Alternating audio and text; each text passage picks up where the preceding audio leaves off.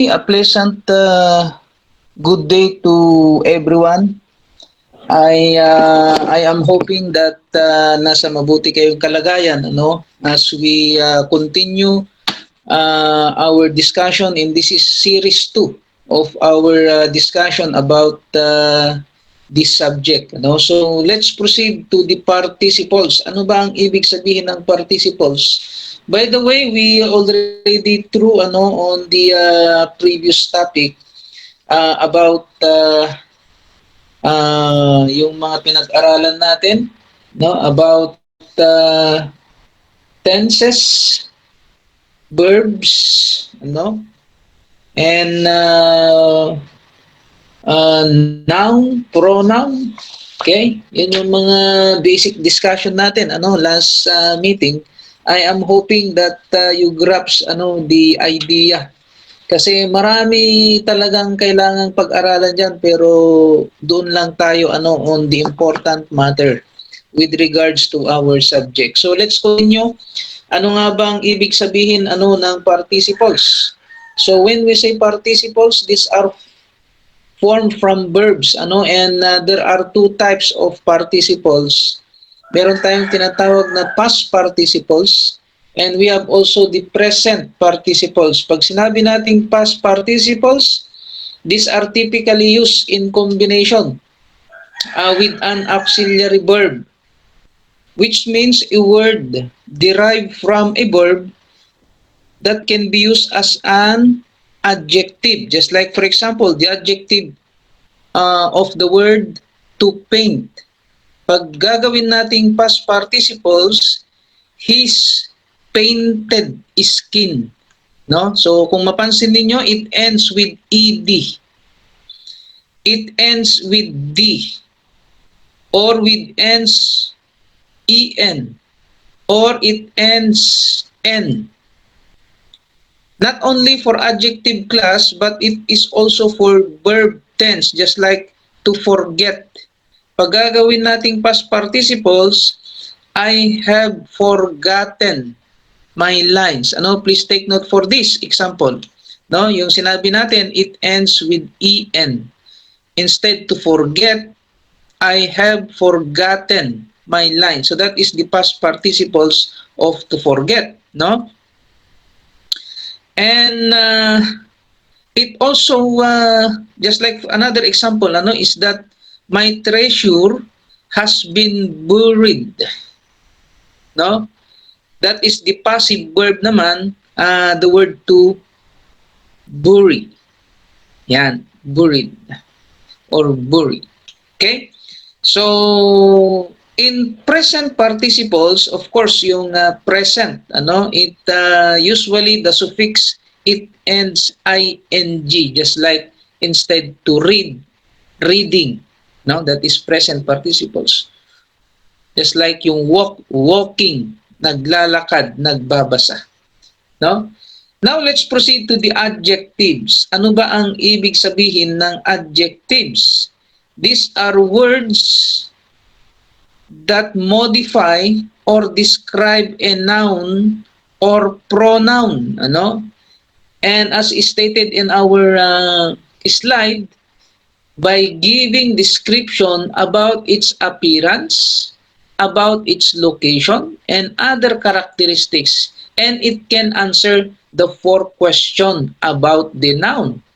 Example, yung what kind, just like for let's say a white patrol car. Paki-take note, yung wala sa slide. A white patrol car. Yan. What kind of car? Parang ganon. What kind of car is that? It is a white patrol car. Another question that need to answer is which one? So which one? Just like let's say which witness? Or the first witness. Ayun. And also to answer how many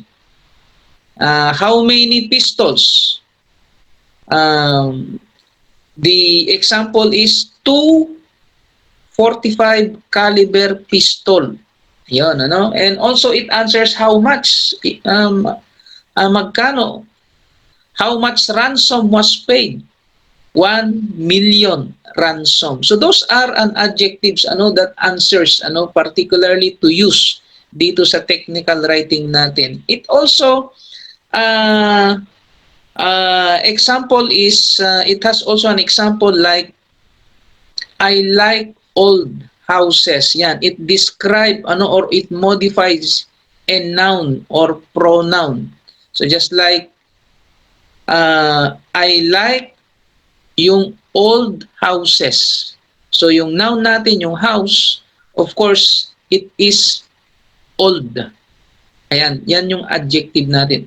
The boy is tall and skinny. So ano yung boy? Tall and skinny. Yan yung adjective natin. Jane, ayan, noun, is smarter than her brother. So, ano si Jane? She is smarter. Alright? So, that is an additional example for adjectives. So, let's proceed ano to the adverb. Ano? So, ano ba ang adverb? Adverb class are also modifier. Ito, ano, ang adverb. Okay? As they describe words and make them more specific in a sentence. When an adverb modifies a verb, it can answer any of the following questions. So just like for example, where, no? Oh, ito yung example natin ano on the sentence. The Soko team secured the crime scene. So it answers the where behind the building. Yan. So the word behind the building, that is our adverbs that modify or describe ano the and adverbs, that is the adverb that modify to make more specific in a sentence.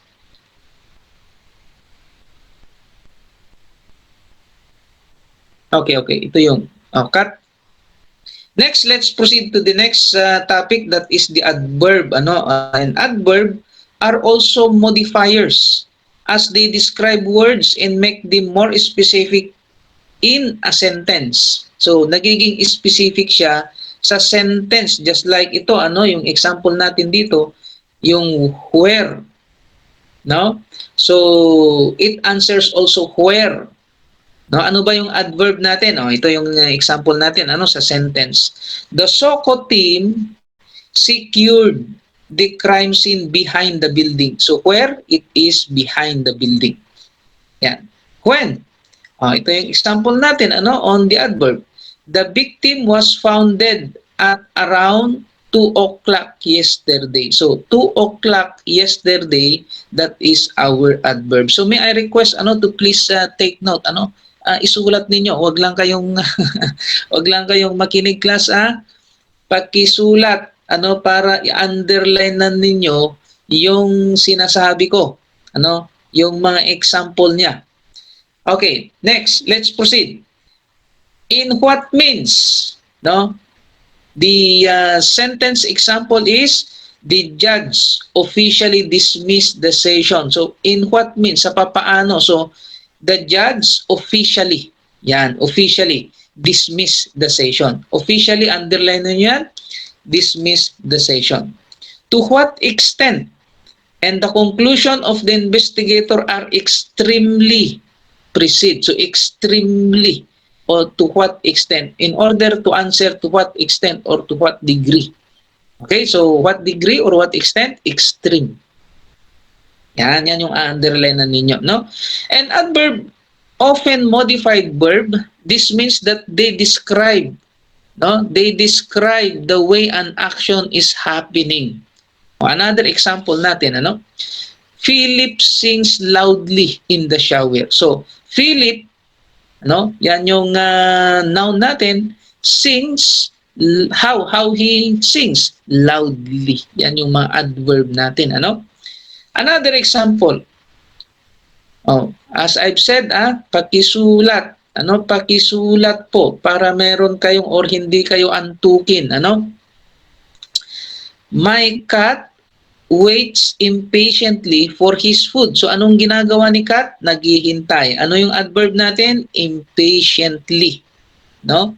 Yan. Another example, I will seriously consider your suggestion. So tumutukoy ito ano sa degree or extent, yung seriously. Okay? Consider your suggestion. So that is our adverb. So underline na nyo yan. Okay? So let's proceed to the preposition. So ano naman ang preposition? Ano? So in our slide, are part of a speech that express the relationship. Ano? It express the relationship. Just like for example, ano? If that is all about accompaniment, no? Accompaniment. The suspect was with. Yan. Was with. Kasama niya or nasa kaibigan niya, was with his friend when he was arrested. So ang preposition natin diyan is the underline with. No? So it also all about appeal. You need to confess with all honesty. Ayan, ang preposition natin diyan, ayan, yung na-underline na. If that is also for cause, just like for example, in sentence example natin, he was given a citation. No, citation ano? For violating traffic rules. That is the preposition. The preposition is for. Yan, ano? Next, how about if that is all about condition? Condition, ano? Just like in the sentence, the corpse was in the state of decomposition. Ayan, ano? Yan, decomposition. That is the condition. So in order to para idugtong, maintindihan, yan, state of decomposition. How about the degree? Ano? So tingnan niyo ano the sentence. Degree, he won the case by the unanimous decision of the jury. Ayun, ano? Ito naman yung activity ninyo, class, ha? Okay, so activity nyo ito, basing on the given statement, ano, yung accompaniment, appeal, cause, condition, degree. O, kayo naman, pakisulat ito sa 1/2. 1/2, pakisulat sa 1/2 at underline din ninyo yung preposition ng destination, direction, instrument, manner, place, purpose, source, time. So makikita natin dito yung hindi nakinig. Ano? Yung hindi nakinig, wag niyo nang sasabihin sa classmate niyo. No? So makikita natin dito kung sino yung hindi nakinig, hindi mag-submit. So ang deadline natin hanggang Friday. Ayan, hanggang Friday. Pakibigay yung output ninyo kay Ma'am Jenny. Ano? Pakibigay yung output kay Ma'am Jenny. Huwag niyo nang sasabihin sa mga hindi nanood. All right. Diskarte natin para makita natin yung pag hindi nag-submit until Friday. Alam na natin. Alam na natin, di nanood yun. Okay?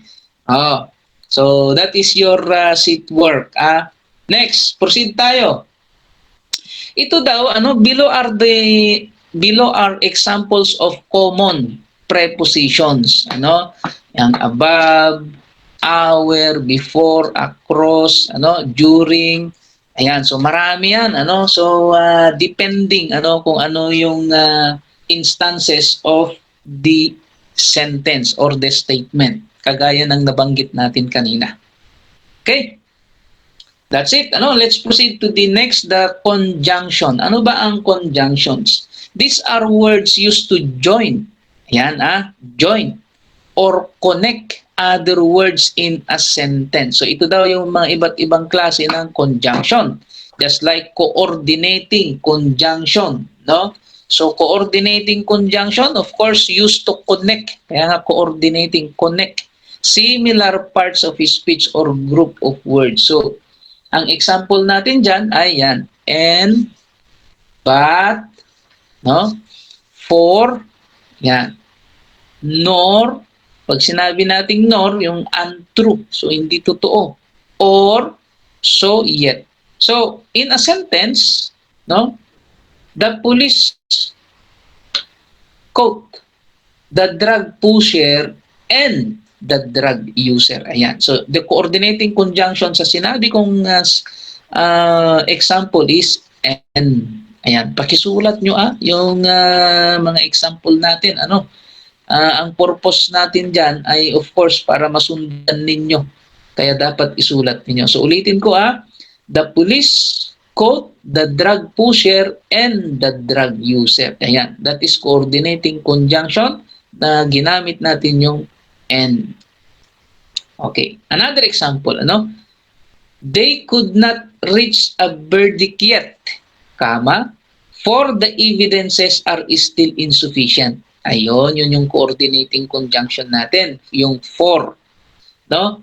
For, underline na yung for. The evidences are still insufficient.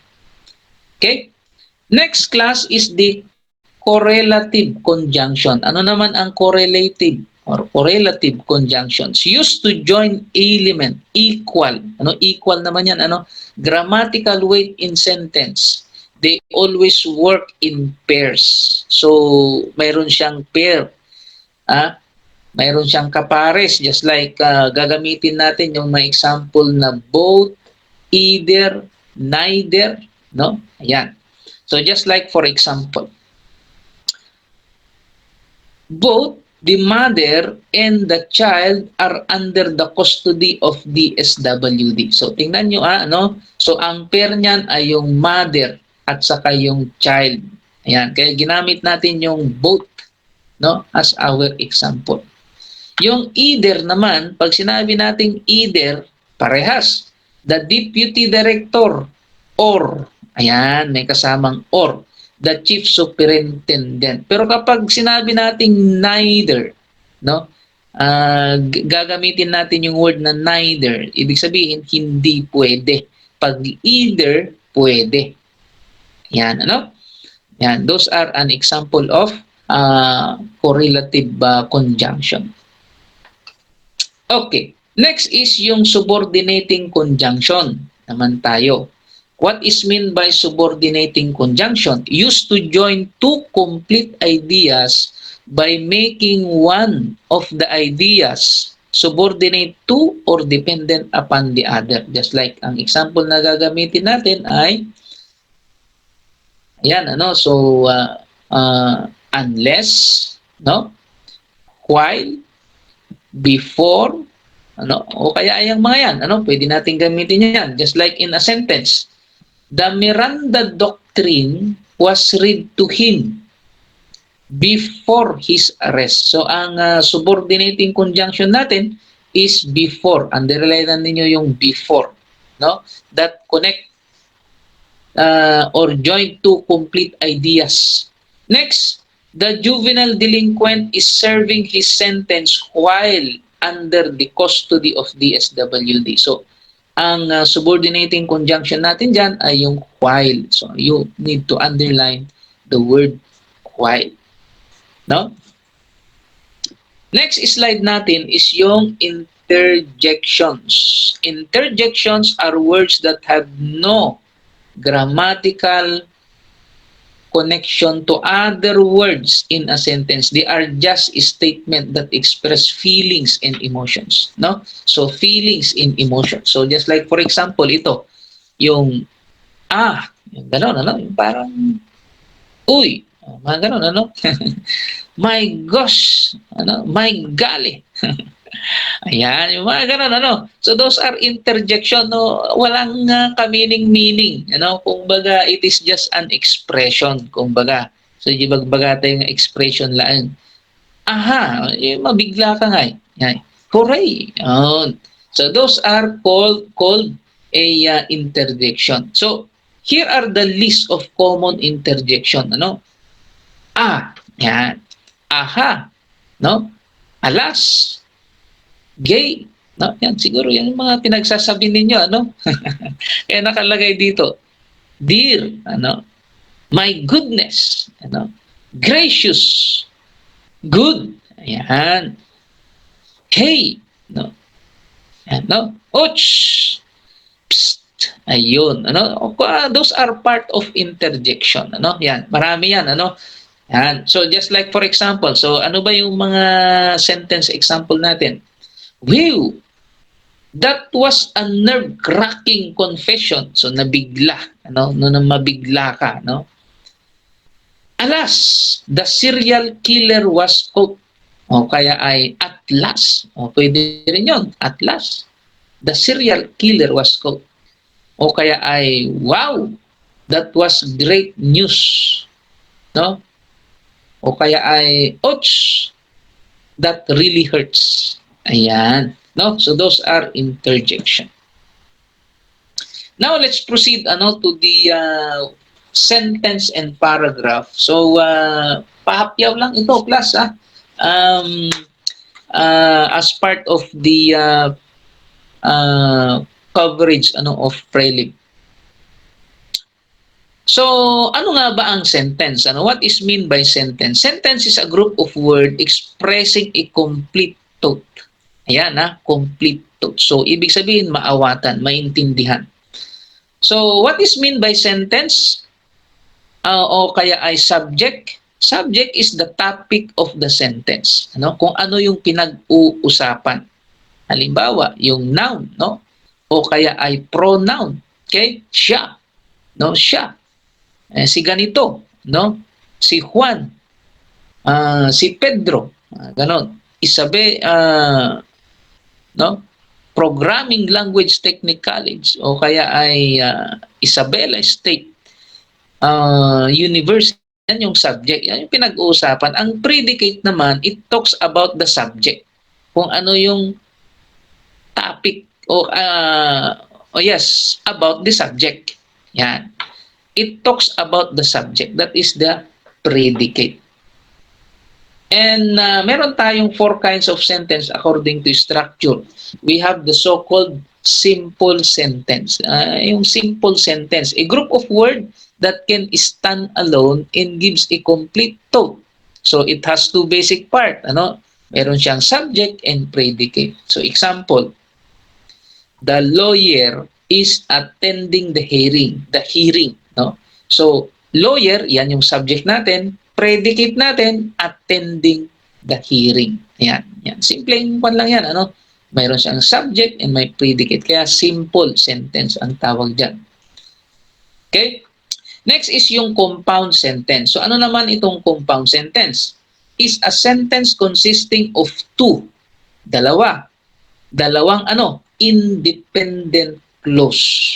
Yan dalawang independent clause. Or simply sentence joined by a semicolon, comma, or coordinating conjunction. So, bago tayo pupunta sa example, yan din, gagamitin natin yung example dyan sa baba.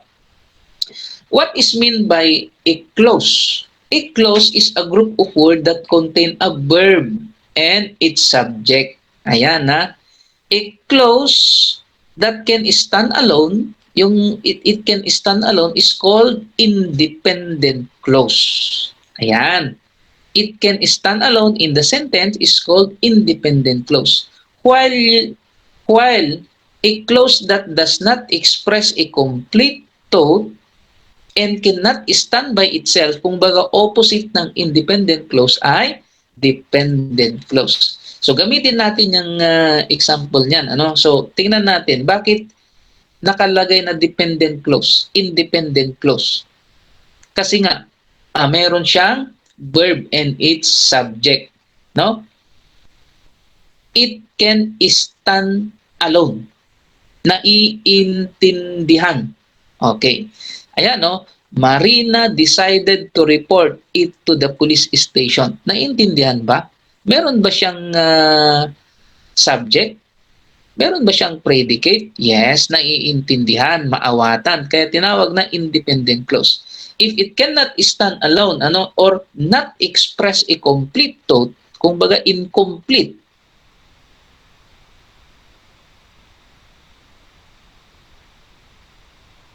yung burglary, no? So sino ang gumawa? Yan, no? Though is still shaken by the incident, no? Anong nangyari? Parang ganon, ano? Dependent clause. Yan. Marina went to the, ayan, yan na ulit, ano? Yan. So, naiintindihan natin, Marina went to the police station. That is independent clause. Okay?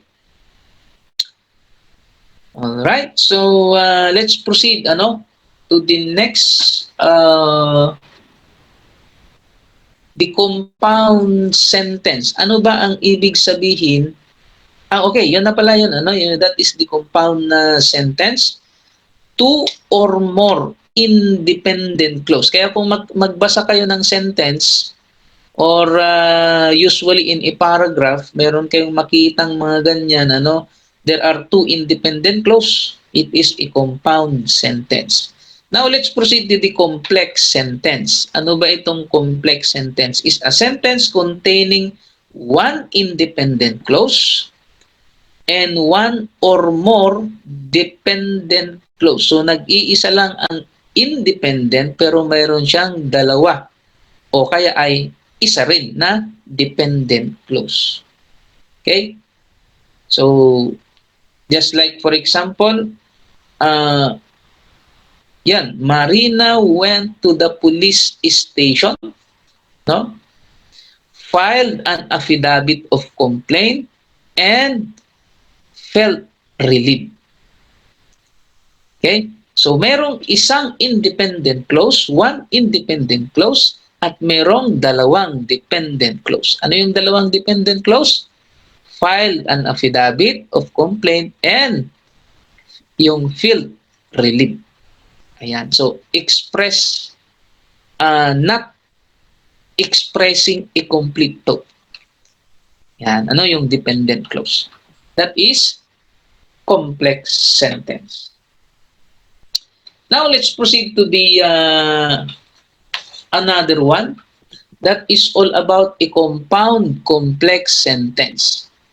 Contain two or more independent naman ito, no? And one more dependent clause. So, example natin, when the burglars left the house, they were in a hurry and left traces of evidence. Yan, And left traces of evidence. So, merong dalawang independent clause at merong isa na dependent clause. Yan. So, I turn on the light. Another example, as soon as I arrived, that is independent. What confronted me were broken furniture. And then, ang dependent clause, messy living room. Ayun, no? So, that's it.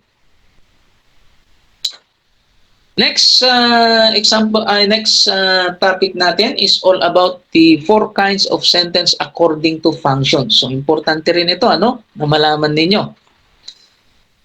First is yung declarative sentence. Ano ba ang ibig sabihin ng declarative sentence? Kung baga nagdi-declare ka, you declare. The sentence goes into declaration. So, it means the sentence that states an idea and ends with a period. So just like for example, Maui is a third-year criminology student. Yan, it declared na si Maui ay third-year criminology student. Criminology is the scientific study of crime and criminals. So that is declarative about the definition or meaning of criminology. Another example is she passed the criminology licensure examination last month. So that is declarative sentence. Okay?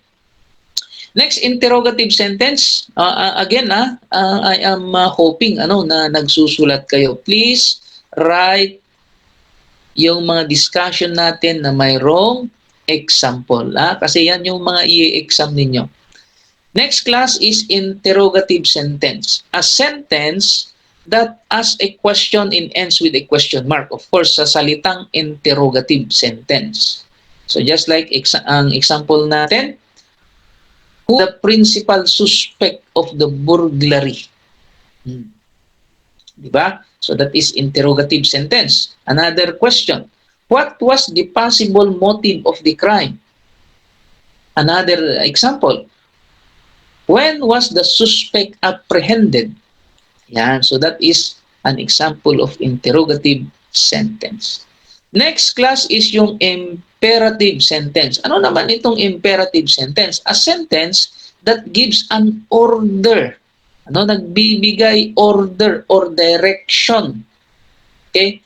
Just like for example, please call the police station right away.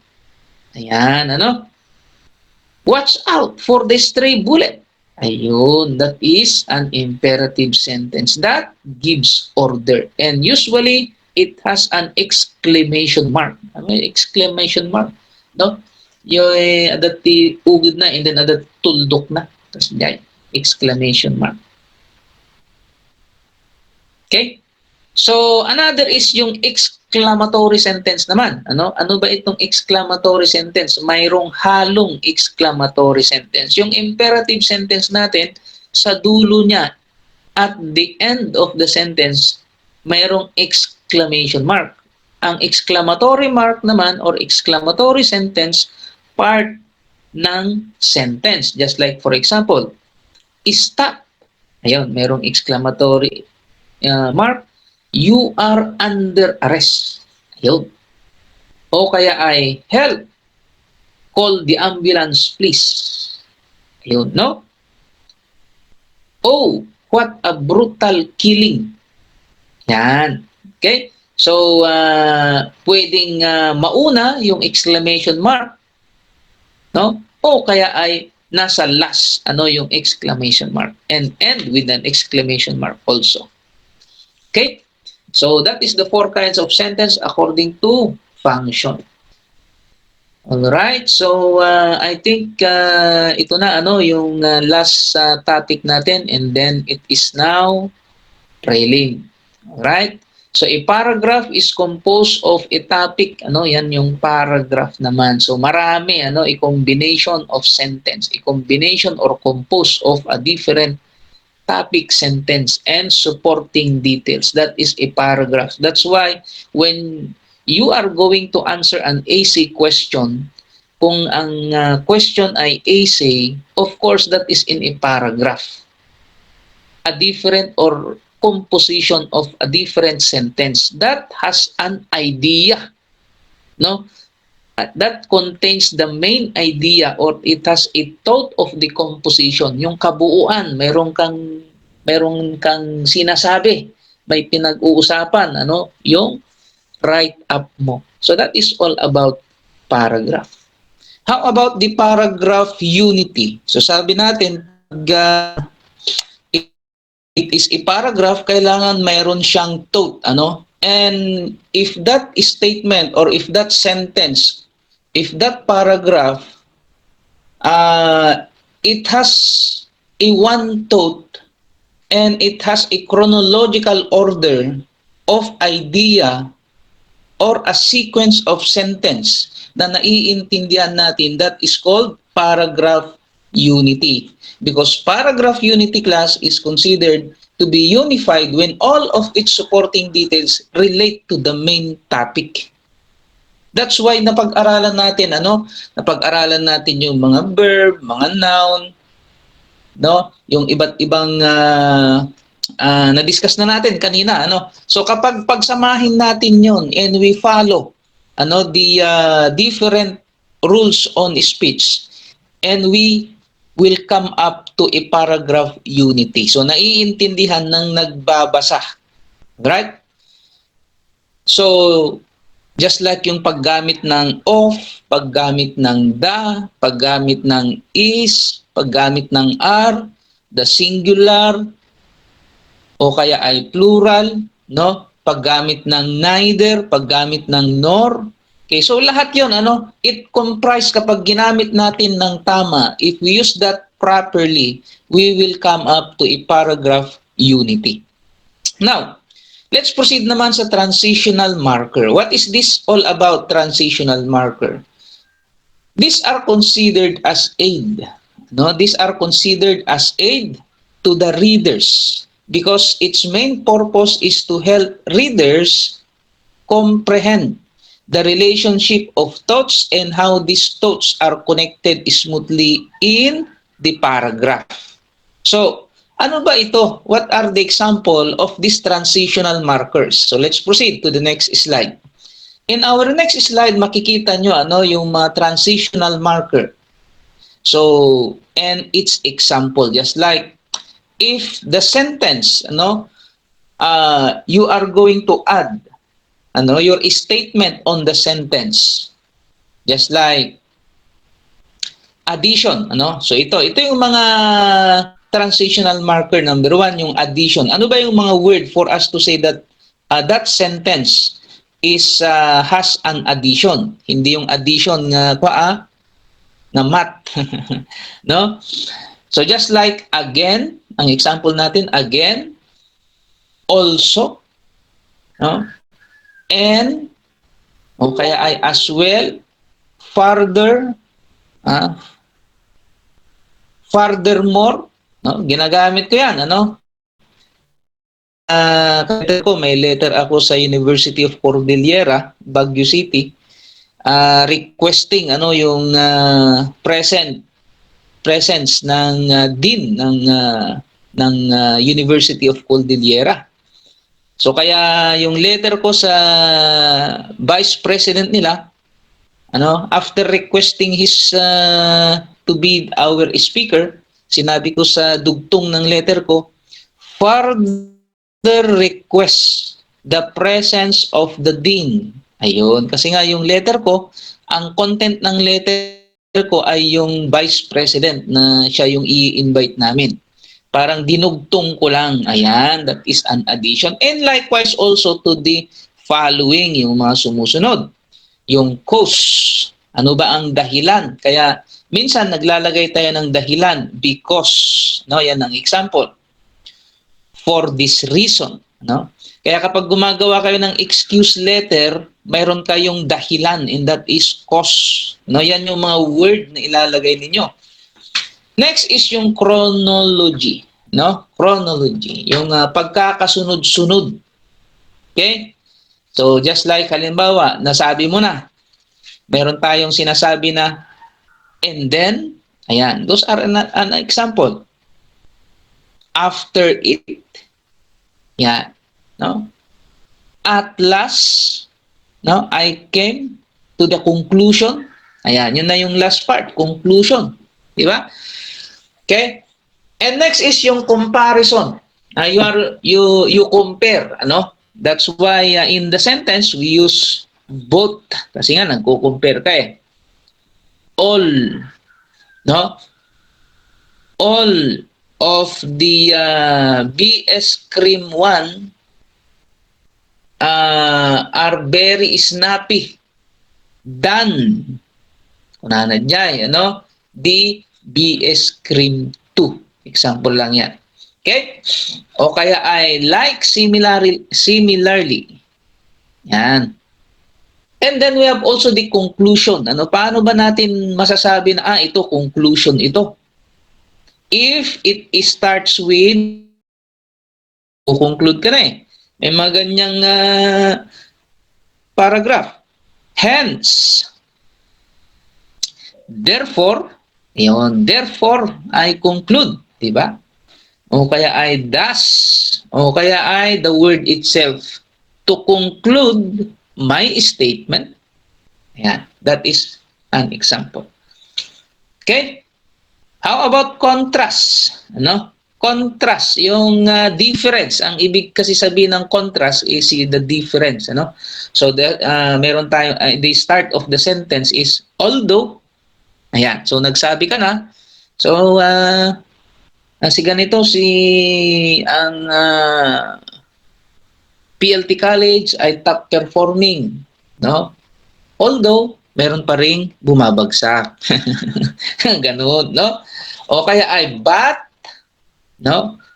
conversely, despite no? Difference. Ayan, those are the example of contrast. Now, let's proceed to the next slide, ano? Yan. So, effect, okay?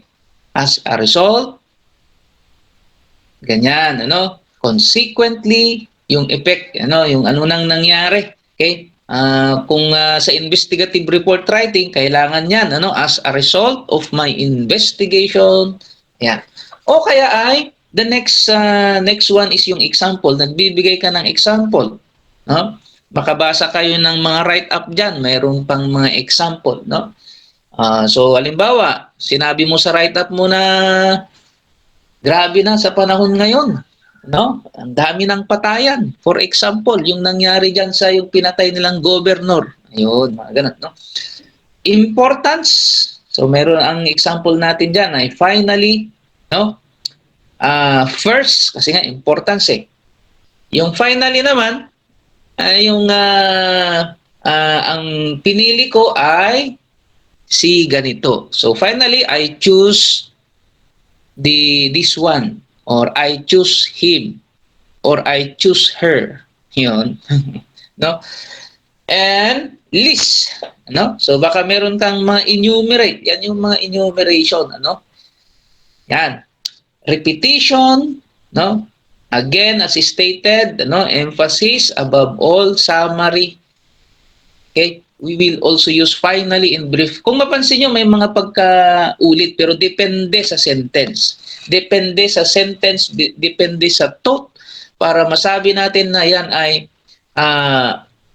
it is effect, it is repetition, is it emphasis, or it is a summary, no? So, that's it. That's the end of our preliminary discussion, ano? So, as I've said, ano, meron tayong sikreto dyan sa mga hindi nanood, sa mga hindi rin nag-subscribe. No? Sige na, mag-subscribe na kayo kasi kawawa naman tong channel natin. Yeah? So, thank you very much, ano, and wish you good luck sa next week exam ninyo.